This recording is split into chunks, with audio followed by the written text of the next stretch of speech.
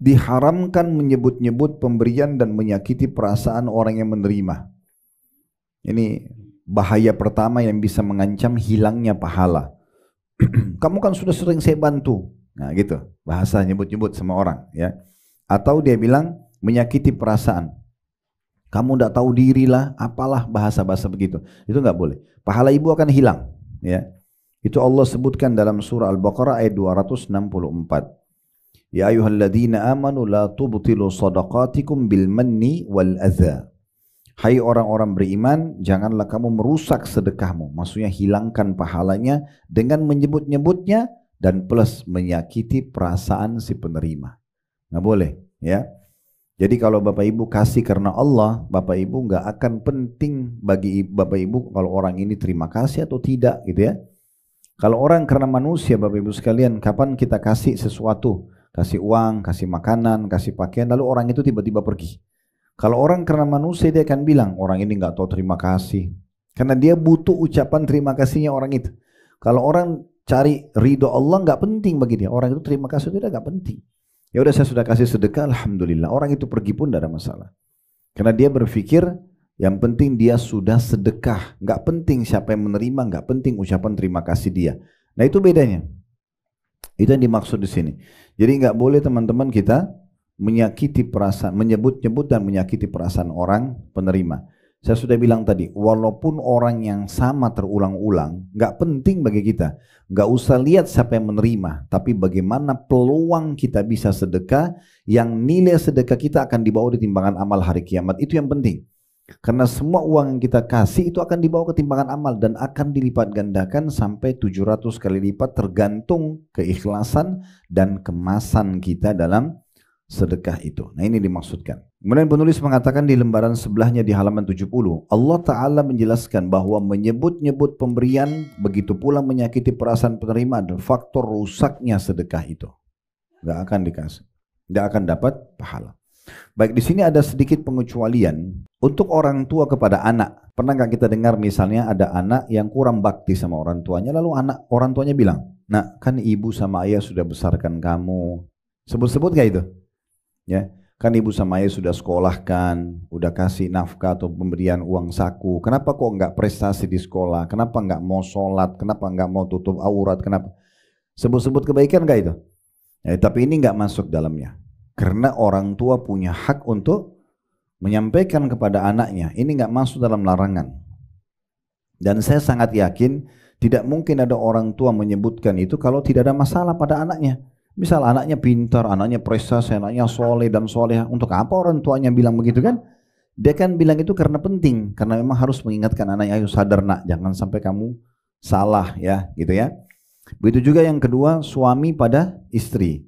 Misal suami sudah memberikan nafkah, ibu-ibu sudah dikasih sama suaminya, ini tiap bulan sekian belas juta, sekian puluh juta ya. Terus misalnya habis sebelum waktunya. Lalu suami nanya, loh kemarin kan baru saya kasih, kemana uangnya? Itu kan menyebut pemberian, ini nggak masuk. Jangan ibu pulang dari sini, Ustadz Khalid tadi bilang, nggak boleh sebut-sebut loh. Nah, padahal memang uang nafkahnya belum waktunya habis, sudah habis kan gitu. Dia punya hak untuk nanya, kan gitu. Sama juga seorang pimpinan perusahaan pada bawahannya, nggak masuk dalam masalah ini. Ya, misal dia udah gaji 30 orang pegawai, per pegawai misalnya 5 juta rupiah. Dia berharap mencapai target, ya gitu. Tapi ternyata enggak. Ada beberapa pegawai yang lalai, nggak kerjain pekerjaannya, ugal-ugalan, datang semaunya, keluar semaunya. Dia langsung mengatakan, kok bisa saya sudah kasih gaji sekian, saya sudah siapin fasilitas kantor, kok kenapa kalian tidak prestasi? Ini nggak masuk, karena dia sedang menuntut haknya. Kan itu, dia sedang menuntut haknya, ini tidak masuk ya. Begitu juga sama pemerintah pada masyarakat. Misalnya seorang pemimpin daerah, bupati kah, wali kota kah, gubernur, presiden misalnya, sudah membuat satu jembatan atau jalan. Ini sudah saya buat ya, tolong dijaga Bapak Ibu sekalian, masyarakat tolong jaga. Ini kan menyebut-nyebut ya, kan jembatan ini sudah saya buatkan, memang dia buat. Walaupun itu pakai uang negara, tapi kan melalui dia. Kalau dia nggak ACC kan tidak jadi jalan itu. Dia sekarang sebutin tujuannya agar masyarakat menjaga, ini nggak masuk dalam larangan dalam ayat. Nah yang masuk ini Bapak Ibu sekalian, kalau misalnya ada orang datang, orang miskin lewat depan rumah minta, lalu besok dia datang lagi, ya kan? Lewat lagi orang ini dengan orang yang sama. Mungkin terus ibu dan bapak bilang, kan kemarin sudah saya kasih kamu, ngapain minta-minta lagi? Itu nggak boleh. Nggak ada urusan sama kita itu. Mau dia atau orang lain bedanya apa? Kan gitu. Yang penting kita bisa sedekah. Justru kalau orang yang sama, kita jadikan dia sebagai kantong pahala kita. Tanya, kamu tinggal di mana? Kita telusuri lebih jauh. Itu lebih bagus lagi kemasannya. Cari tahu di mana dia tinggal. Mungkin ibu itu anaknya lagi sakit, mungkin anaknya lagi tidak sekolah, mungkin rumahnya lagi rusak. Kita perbaikin rumahnya, anaknya masukin ke pesantren. Kita kasih santunan bulanan, misalnya beras. Itu lebih bagus. Supaya dia berhenti minta-minta, gitu kan? Atau kita kasih pekerjaan. Misalnya diikutkan kursus, gitu kan?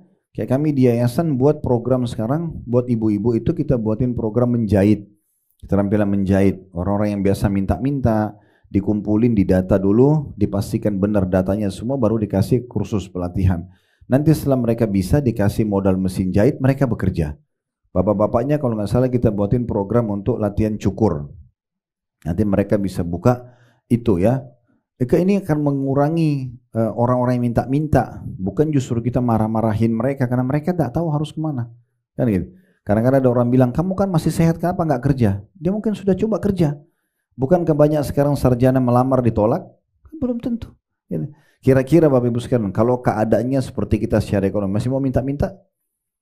Coba renungi sekarang, kalau keadaannya seperti kita, udah punya pendapatan, udah punya kendaraan, masih mau minta-minta, malu kan? Nggak mungkin. Pasti orang ini minta karena ada sebab. Dia karena butuh, kan gitu. Itu normal kok manusiawi, kan gitu. Jadi nggak perlu kita masuk ke alam kenapa dia minta. Yang penting tugas kita adalah memberi di saat itu. Dan tidak penting bagi kita siapa yang menerima, tapi bagaimana peluang sedekah yang kita dapatkan. Nah, ini poin yang perlu digarisbawahi.